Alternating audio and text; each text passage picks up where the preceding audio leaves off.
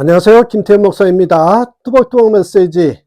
이번 주엔 병든 교회, 병든 신앙, 이런 테마로 함께 묵상해 보고자 합니다. 오늘 그 첫 번째 시간입니다. 반지성주의, 생각하기를 멈춘 신앙. 호세아 4장 6절의 말씀 가지고 함께 뚜벅뚜벅 걸어가겠습니다. 여러분, 요즘 우리는 왜 이렇게 쉽게 분노할까요? 왜 이렇게 쉽게 흥분하는지, 왜 이렇게 쉽게 확신하시는지, 왜 이렇게 쉽게 저들은 틀렸다고 말하는지. 어느 날 한 성도가 제게 이런 말을 해요. 목사님, 요즘 세상이 너무 악합니다. 이건 다 배후에 거대한 음모가 있어요. 그래서 제가 물었죠. 어디서 그렇게 들으셨어요? 그는 말했습니다. 유튜브에서요. 어떤 목사님이 그러셨어요. 그는 성경을 인용하지 않았습니다. 신학적 근거도 말하지 않았습니다. 그는 단지 확신을 말했죠. 그런데 여러분, 확신이 강하다고 진리는 아닙니다. 오늘 우리는 정보는 많지만 분별은 약하고 열심은 있지만 깊이는 얕습니다. 그리고 하나님은 말씀하십니다. 내 백성이 지식이 없으므로 망한다. 망하는 이유는 세상이 강해서가 아닙니다. 깊이가 없어서입니다. 여러분, 호세아 시대의 충격적인 상황을 잠깐 살펴봅니다. 북이스라엘은요, 종교국가였습니다. 제사가 있었습니다. 제사장이 있었습니다. 절기를 지켰습니다. 예배도 드렸습니다. 겉으로는 멀쩡했습니다. 그러나 하나님은 말씀하십니다. 진실도 없고 인애도 없고 하나님을 아는 지식도 없다. 여기서 지식은 단순한 정보가 아닙니다. 히브리어로 다아트, 관계적, 언약적 인식입니다. 다시 말해 그들은 하나님에 대해 말했지만 하나님을 깊이 알지 않았습니다. 오늘 우리는 어떻습니까? 찬양은 더 화려해졌습니다. 영상은 더 세련되었죠. 설교는 더 자극적이 되었습니다. 그러나 한번 물어보겠습니다. 우리는 정말 더 깊어졌습니까? 여러분, 오늘 반지성주의에 대해서 나누고자 하는데 여러분, 실제 장면들을 몇 가지 살펴봅니다. 어느 청년이 교회 리더에게 물었습니다. 목사님, 하나님이 선하시다면 왜 이런 고통이 있습니까? 그는 진지하게 질문했습니다. 그러나 돌아온 대답은 이것이었답니다. 그런 질문은 믿음이 약해서 그래. 그날 이후 그 청년은 교회를 떠났습니다.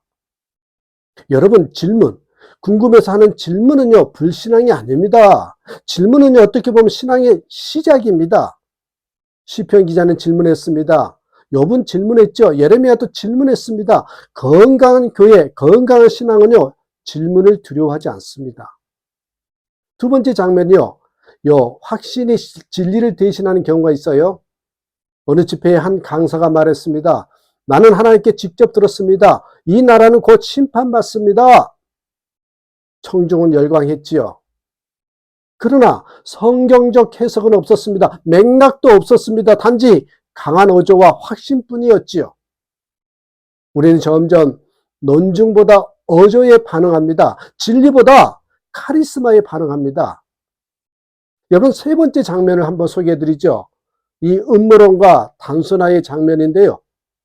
어떤 성도는 세상의 거의 모든 사건을 이 영적 배후 세력으로 설명합니다. 경제 문제도, 정치 문제도, 사회 갈등도 모두요, 단순한 이분법으로 설명했습니다. 그러나 여러분, 복잡한 현실을 단순한 구도로만 설명하는 것은 깊이가 없다는 증거입니다. 성경은요, 복잡합니다. 인간은요, 복잡해요. 죄의 구조는 복잡합니다. 깊이 없는 신앙은 복잡함을 견디지 못하지요. 자, 우리는 왜 생각하기를 멈출까요? 왜 우리는 생각하기를 멈추었는가? 몇 가지만 살펴볼게요. 첫 번째, 속도를 사랑하는 문화 때문입니다. 우리는 이미 짧은 영상에 익숙합니다. 30초, 1분, 5분. 요 깊이 있는 사유는 시간을 요구하잖아요. 묵상은요, 요 스크린에 올리는 스크롤보다 느립니다. 그러나 우리는 빠른 자극을 선택하지요. 두 번째는요, 불편함을 피하고 싶기 때문입니다. 깊이 들어가면 내 생각이 깨집니다. 교리를 배우면 내 감정이 도전받지요. 그러나 우리는 너무나 편안한 신앙을 원하고 있다는 것이에요. 세 번째는 여러분, 게으름입니다. 솔직히 말하면 깊이 공부하는 것은 힘듭니다. 그러나 깊이는 값없이 오지 않지요. 여러분, 오늘날 제가 우리 기독교인들의 볼 모습 중에서 병든 모습 중에 하나가 이 감정주의와 반지성주의가 결합하는 모습들입니다. 물론 여러분, 감정은 선물입니다. 그러나 그 감정이 기준이 되면 위험하지요. 어느 집회에서 사람들은 울었습니다. 그러나 한 달 후에 삶은 변하지 않았습니다. 왜일까요? 감정은 순간의 반응일 수 있지만 진리는요, 구조를 바꿉니다. 시스템을 바꿔요. 감정은 불꽃이고 진리는 뿌리거든요. 뿌리가 없으면 불꽃은 오래가지 않습니다. 여러분 아십니까? 예수님은 깊이의 스승이셨어요. 예수님이 질문하셨습니다. 너희는 나를 누구라 하느냐? 그분은 사고를 요구하셨습니다. 바울은 아레오바고에서 철학자들과 논중했습니다. 기독교는 지성을 두려워하지 않았습니다. 교회의 역사 속에서 신학은 교회를 지켰지요. 그러나 우리가요, 신학을 가볍게 여길 때 우리는 스스로 무장해제합니다. 여러분 보십시오. 역사 속에서 우리가 교회는 언제 무너졌고 언제 회복되었는지 한번 살펴보고자 합니다. 혹시 여러분 이런 생각을 해보신 적 있습니까? 지금 시대가 특별히 혼란스러운가? 지금 한국교회만 얕아진 것인가? 아닙니다. 교회는 역사 속에서 수없이 위기를 겪었습니다. 그리고 그 위기의 중심에는 항상 진리를 가볍게 여긴 순간이 있었습니다. 자, 먼저 어거스틴을 보실래요? 얕은 신앙에서 깊은 진리로 이끈 사람입니다. 4세기 말 북아프리카 기독교는 이미 로마 제국의 공인이 된 상태였습니다. 교회는 커졌습니다. 숫자는 늘어났습니다. 그러나 깊이는 약해졌습니다. 많은 사람들은 기독교를 사회적 종교로 받아들였습니다. 철학적 질문에는 답하지 못했습니다. 젊은 어거스틴도 그런 시대를 살았지요. 그는 교회가 가볍게 보였습니다. 기독교는 단순해 보였습니다. 그래서 그는 이 만이교라는 이단 사상에 빠졌습니다. 왜냐하면 그것은 지적인 설명을 제공했기 때문입니다. 여러분 기억하십시오. 깊이를 제공하지 못하는 교회는 젊은 지성을 잃습니다. 그러나 어거스틴은 이 암브로시우스의 설교를 듣고 충격을 받지요. 그 설교는 감정적 외침이 아니었습니다. 깊은 성경 해석이었습니다. 그는 깨닫습니다. 기독교는 얕은 종교가 아니었다. 내가 얇게 이해했을 뿐이다. 그리고 그는 고백론을 쓰며 말하지요. 주께서 우리를 당신을 위해 지으셨으니 우리의 마음은 당신 안에서 안식하기까지 쉼이 없습니다. 어거스틴은 교회를 구했습니다. 어떻게요? 더 뜨겁게 해서가 아니라 더 깊게 해서입니다. 여러분 중세 말기는요, 미신과 무지의 시대였습니다. 시간이 흘러 중세 말기 교회는 거대해졌습니다. 권력도 가졌지요. 그러나 성경은 닫혀 있었습니다.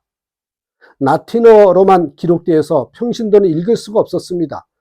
사람들은 성경을 몰랐습니다. 대신 전통과 미신이 자리를 차지했습니다. 그래서요, 면죄부가 팔렸죠.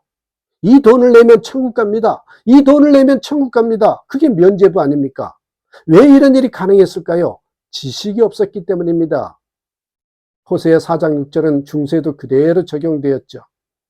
여러분 마틴 루터, 생각하는 지성이 폭발한 그런 신앙의 모습입니다. 1517년 한 수도사가 성경을 연구하다가 충격을 받습니다. 로마서 1장 17절에 의인은 믿음으로 말미암아 살리라. 의인은 믿음으로 말미암아 살리라. 그는 깨닫습니다. 구원은 돈으로 사는 것이 아니다. 은혜다. 그래서 루터는 95개조 반박문을 붙입니다. 이것은 단순한 항의가 아니었습니다. 이것은 성경으로 돌아가자는 외침이었습니다. 그는 감정으로 싸우지 않았습니다. 성경 본문으로 싸웠습니다. 그는 외쳤죠. 솔라 스크립투라. 솔라 스크립투라. 오직 성경, 오직 성경으로. 루터는 말했습니다. 나는 여기 서 있습니다. 하나님의 말씀에 사로잡혀 있습니다. 그런 군중의 열광에 의존하지 않았습니다. 말씀의 권위에 의존했죠. 그리고 종교개혁은 감정운동이 아니라 성경 해석운동이었습니다. 여러분 존 칼빈이라고 아시죠? 이 체계적인 신학에 만들어낸 사람.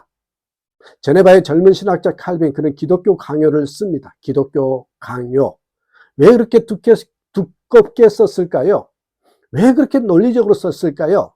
그는 알았던 거죠. 깊이 없는 열심은 오래가지 않는다는 것을. 그는 교회를 감정의 공동체가 아니라 진리의 공동체로 서울이었습니다. 칼빈은 말합니다. 참된 경건은 하나님에 대한 참된 지식에서 시작된다고. 여러분, 지식 없는 경건은 감정에 불과합니다. 여러분, 역사를 보십시오. 교회가 무너질 때의 공통점이 있었어요. 교회가 무너질 때는 언제였습니까? 성경을 모를 때, 교리를 무시할 때, 지도자의 카리스마가 말씀을 대신할 때, 지성을 게으르게 만들 때, 그때였습니다. 그때가 무너질 때였고, 그러면 언제 회복이 되었습니까? 회복은 언제 왔느냐는 거죠. 말씀으로 돌아갔을 때입니다. 깊이 연구했을 때, 신학을 회복했을 때였습니다. 자, 역사적 교훈에 따라서 그 흐름에 따라 오늘의 이 시대에 한번 적용해 보고자 합니다. 지금 한국 교회는 어느 쪽에 서 있습니까? 우리는 루터처럼 본문을 붙들고 있습니까? 우리는 어거스틴처럼 진리를 갈망하고 있습니까? 우리는 칼빈처럼 깊이를 세우고 있습니까? 아니면 짧은 영상, 자극적 메시지, 확신만 강한 주장에 흔들리고 있습니까? 교회는 언제나 깊이를 잃을 때 타락했습니다. 그러나 언제나 말씀으로 돌아갈 때 회복되었죠. 오늘 우리는 선택해야 됩니다. 얕은 열광인가? 깊은 회복인가? 감정의 파도인가? 진리의 뿌리인가? 청년들은 묻습니다. 성경을 신뢰할 수 있나요? 기독교는 과학과 충돌하나요? 왜 교회는 정치적입니까? 그런데 교회가 답하지 못하면 그들은 유튜브에서 답을 찾는단 말이죠. 그리고 그곳에서 왜곡된 답을 만납니다. 깊이를 제고하지 못하는 교회는 여러분 분명히 아셔야 됩니다. 다음 세대를 지킬 수가 없어요. 여러분, 우리는 뜨거워졌지만 깊어지지 않았습니다. 우리는 외쳤지만 배우지 않았습니다. 우리는 확신했지만 연구하지 않았습니다. 그리고 하나님은 말씀하십니다. 지식이 없으므로 망한다. 망함은 갑자기 오지 않습니다. 조용히 내부에서 시작된다는 것. 그래서 여러분, 읽는 교회가 되어야 합니다. 교리를 가르쳐야 하고요. 질문하는 것을 환영해야 합니다. 설교가요, 깊어져야 합니다. 성도는 배우는 제자가 되어야 합니다. 지성과 경건은 여러분 적이 아닙니다. 깊이 있는 부흥은 오래 간다는 것이죠. 여러분, 열심은 중요합니다. 그러나 깊이 없는 열심은 오래 가지 못합니다. 한국 교회가 다시 서려면 우리 다시 생각해야 합니다. 주님, 저는 편한 신앙을 원했습니다. 깊이 들어가기를 두려워했습니다. 생각하기를 멈춘 적이 있습니다. 여러분, 주님은 우리를 정지하시기보다 깊이로 부르십니다. 깊이로, 말씀으로, 진리로 돌아가는 저와 여러분 되시기를 주님의 이름으로 축복합니다. 감사합니다.